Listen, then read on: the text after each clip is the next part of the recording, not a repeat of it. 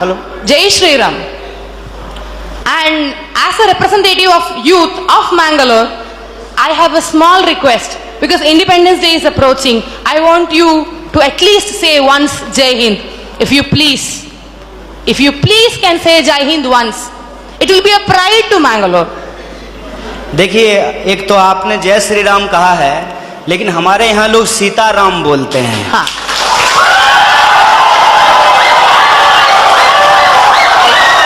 Sitaram. Excuse me,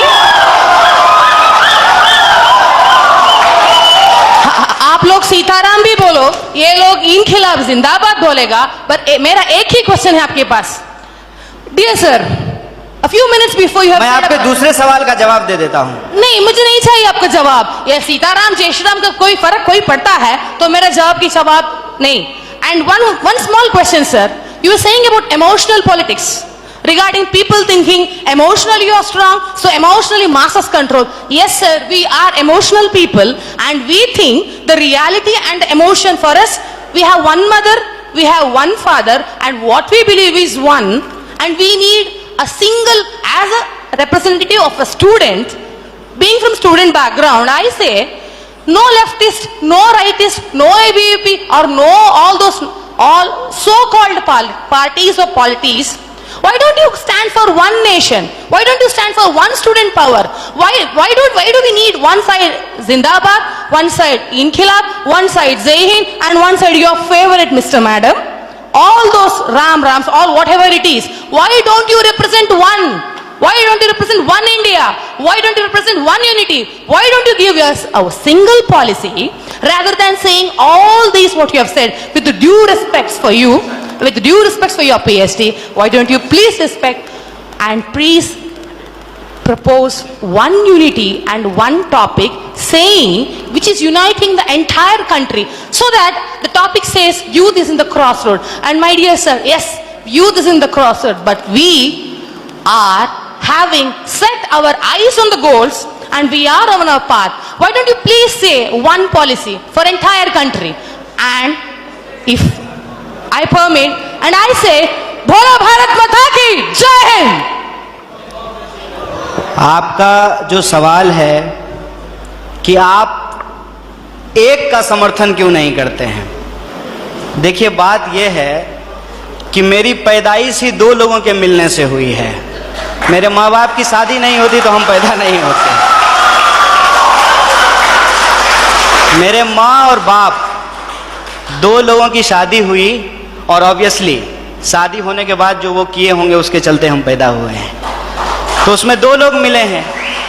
रही बात कि वन नेशन का क्यों नहीं सपोर्ट करते हैं, तो नेशन तो वन ही है, भारत एक है, इसमें कोई डाउट नहीं है। लेकिन इस एक भारत को रिप्रेजेंट करने वाला जो एक संविधान है उसमें 300 से ज्यादा आर्टिकल हैं, मोर देन 300 आर्टिकल्स हैं उस एक कॉन्स्टिट्यूशन में। और जो आप कह रहे हैं कि वन नेशन, उस वन नेशन को रिप्रेजेंट करने के लिए जो एक पार्लियामेंट है उसमें भी दो सदन हैं, लोकसभा और राज्यसभा, और उसमें से जो चुन करके लोग जाते हैं उसमें भी कोई एक लोग नहीं जाते हैं, उसमें 545 मेंबर्स जाकर के पहुंचते हैं। तो हमारा जो वननेस है वो वननेस एक्चुअली डाइवर्सिटी को रिप्रेजेंट करता है, उसमें डाइवर्सिटी है।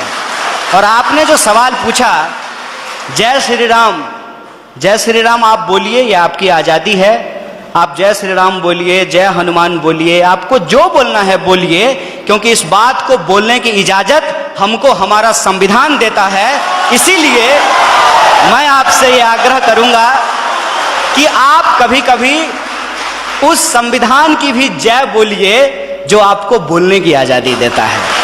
और रही बात मेरी, तो मैं आपको बता दूं, मेरा तो जन्म ही मिथिला में हुआ है। मेरा जो घर है वो घर जिस डिस्ट्रिक्ट से मैं आता हूँ उसका नाम बेगूसराय है, और वो मिथिला में होता है। अगर आप मेरे यहाँ आएंगे तो आपको बड़ी आश्चर्य लगेगी। हमारे गांव में हर साल ये जो अगहन का महीना होता है हिंदी का, उसमें अयोध्या से बारात आती है और लड़के आते हैं बाराती बन करके, और राम लक्ष्मण आते हैं बर बन करके।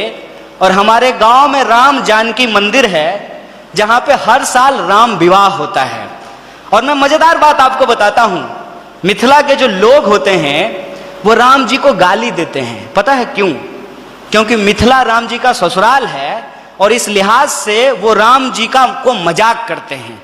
हमारी संस्कृति में जब शादी ब्याह होता है तो जो बारात आती है तो बारातियों को सारातियों के द्वारा गालियां सुनाई जाती है, उनको गालियां दिया जाता है। जब आप हमारे यहां आएंगे तो आपको बड़ा आश्चर्य लगेगा कि राम जो भगवान हैं उनको स्वागत में लोग गालियां दे रहे हैं। ये हमारा ट्रेडिशन है। और हम जिस संस्कृति जिस कल्चर में पले बढ़े हैं वहां कभी भी किसी भी भगवान को अकेले नहीं याद किया जाता है। आपने कहा ना वननेस, उनको अकेले नहीं याद किया जाता है। हमेशा राम को सीता के साथ और राधा को कृष्ण के साथ याद किया जाता है। ये हमारी परंपरा रही है। ये बड़ी आश्चर्य की बात है कि आप यूथ हैं और जो है मैं तो पीएचडी कर लिया और मैं उम्मीद करता हूं कि आप भी पीएचडी कर पाएं। अगर आप पीएचडी करें तो मेरा आपसे ये आग्रह होगा कि आप इस देश में जितने रामायण लिखे गए हैं कम से कम उन रामायणों पे ही आप पीएचडी कर लीजिए। और मैं आपको बताता हूं कि हिंदुस्तान में कम से कम 300 से ज्यादा रामायण लिखे गए हैं, मोर देन 300।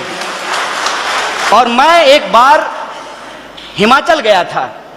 हिमाचल में त्रिलोकनाथ की मंदिर है। मैं आपको कहता हूं इस देश को घूमिए, यह देश इतना शानदार है कि आप इसकी कल्पना नहीं कर सकते हैं। और आपको कई बार अपने आप को छोटा और तुच्छ महसूस होगा कि हम कितना तुच्छ हैं इस देश के सामने। जब आप त्रिलोकनाथ मंदिर जाएंगे तो त्रिलोकनाथ मंदिर में भगवान बुद्ध की मूर्ति है और भगवान बुद्ध की मूर्ति के ऊपर भगवान शिव का मूर्ति बनाया गया है, सर के ऊपर बनाया गया है। और उस मंदिर में पहले हिंदू साधु आते हैं जो प्रार्थना करते हैं, उसके बाद बुद्धिस्ट मोंक आते हैं जो वहां जाकर के परिक्रमा करते हैं। यह हिंदुस्तान की खासियत है। यह हिंदुस्तान की खासियत है कि वहां जो लाहौल, मैं उस जिले की बात कर रहा हूं और मैं फैक्चुअली अगर गलत होऊंगा तो आप मुझे करेक्ट कीजिएगा।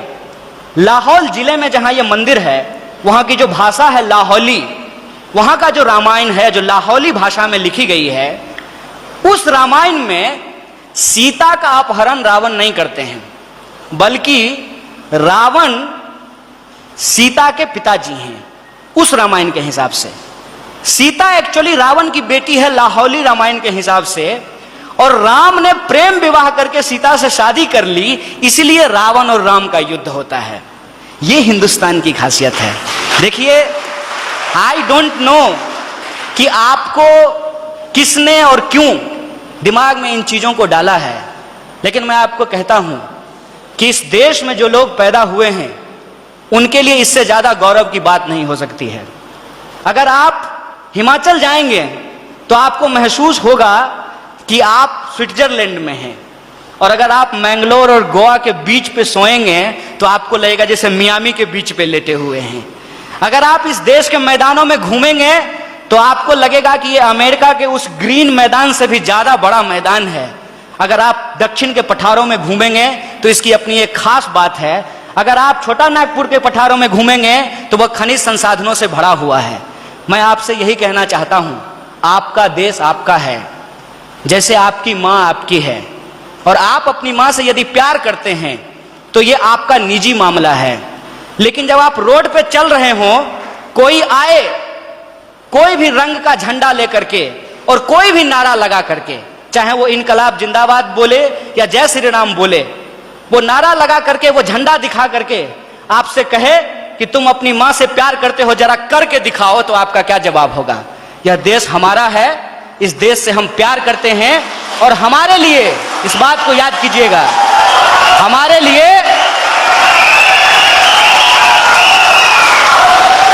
लिए प्यार नुमाइश की चीज नहीं है।